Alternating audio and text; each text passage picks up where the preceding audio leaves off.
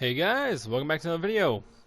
Now, in this one, well, you probably remember, I think, Friday of last week, I did General George Pickett from Gettysburg, who of course was a Confederate general.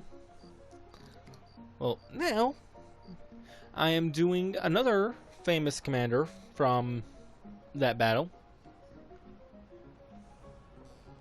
I have to make sure I remember. I gotta remember his rank right. Give me a minute. I believe it was Colonel Joshua Chamberlain that I'm thinking of. And here's a clip of him. Half my men are down. Most of the rest are wounded.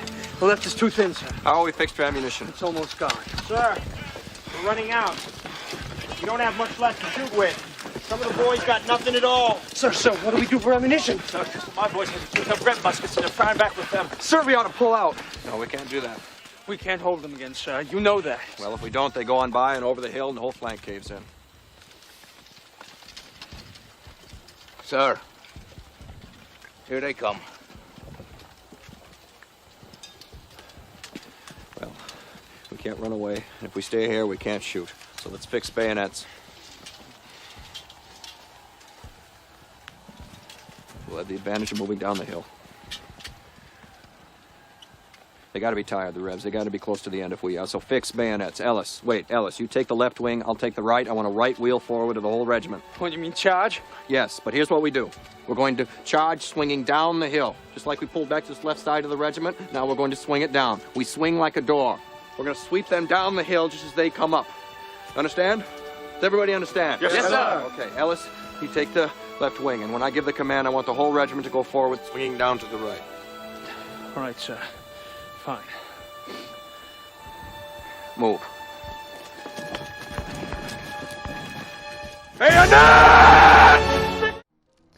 And basically, he is famous for essentially winning the fighting at Little Round Top, where the Confederates pushed a few times up the hill, and they did manage to hold the hill for some time against the Confederates. And they were running out of ammo, so they fixed bayonets, charged down the hill, and it caught the Confederates completely off guard, and they won. But yeah, that's enough of the history lesson. Let's get right to the video. Just so you know, I'm using multiple clips and stuff for it, so don't be surprised if I got it somewhat wrong, but I did my best. Now, starting off, hats. At some points in the movie, he does wear a cappy, and it's blue, and if I can find it, I believe it's Union cap in red outline. His has the bugle on it, but the scene at Little Round Top, he wasn't wearing it, so I'm not wearing it here. Plus, I like it better without it. Moving on, no hour, no masks, no bandanas, no neckwear, coats. Well, for coats, I went and threw on the classic frock coat in this nice blue color, nice navy blue, because most of his outfit's actually the same color, oddly enough. I just wish they would give us a closed coat option of the frock coat. That would make like the Confederate and Union and other military outfits just so much easier to make. But, moving on. Vests. Now, to make up for the fact that we don't have the full button-up, or the closed coat, I actually went into on the Churchwell vest, which is my go-to for a lot of these military-esque outfits, because it comes in nearly the exact same color, as well as it has the collar that covers up most of the shirt, as well as the gold things I don't know the name of on it. I wish I knew what it was called, but it has it, and most coats on that did, and it adds a little bit more color than just blue. If you don't happen to have this vest, there are a couple other things you can do. I want to say that there's actually... No, not that one.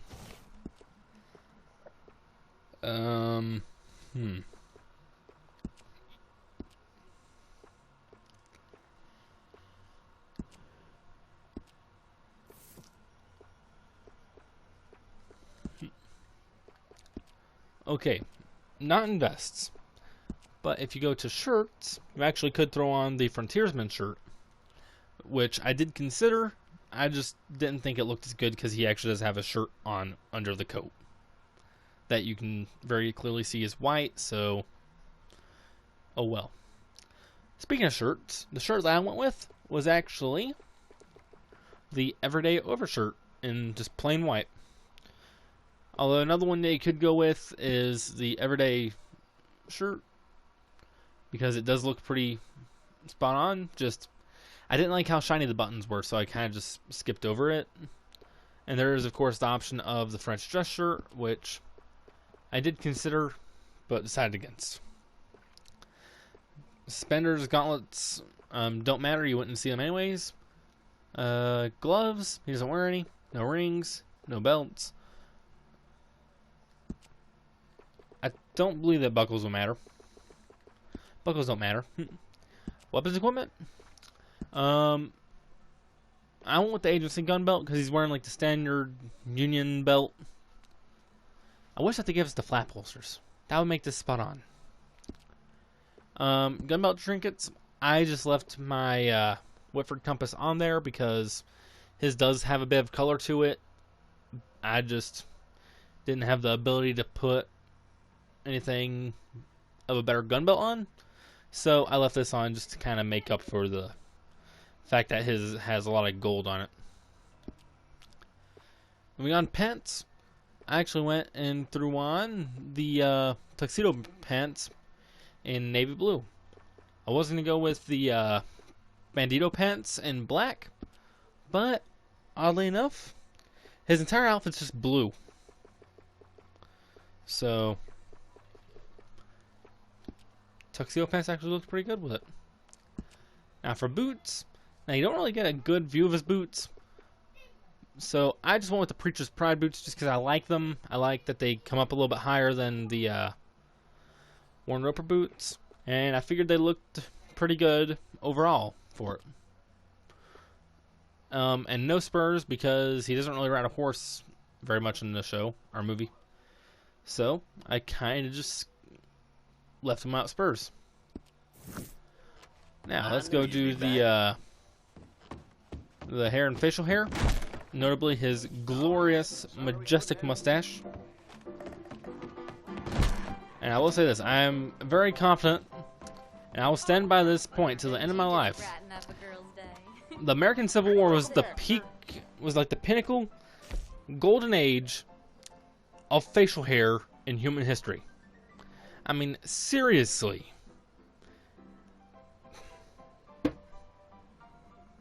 They're like the most epic beards ever. But moving on, for hair, I went with the swept-back hair in color 3.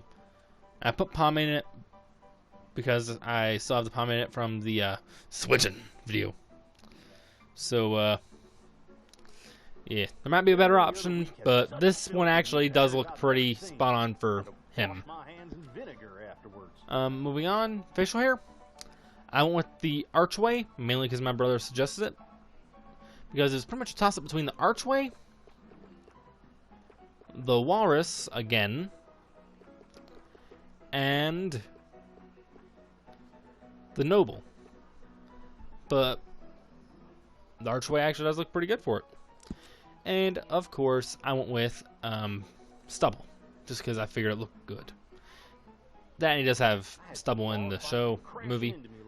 Although, it very easily could have just been, like, powder soot and all that, so either way, it looks good. Yeah, that's going to do it for this video. Remember to like, share, and subscribe, and, have a good one. Adios.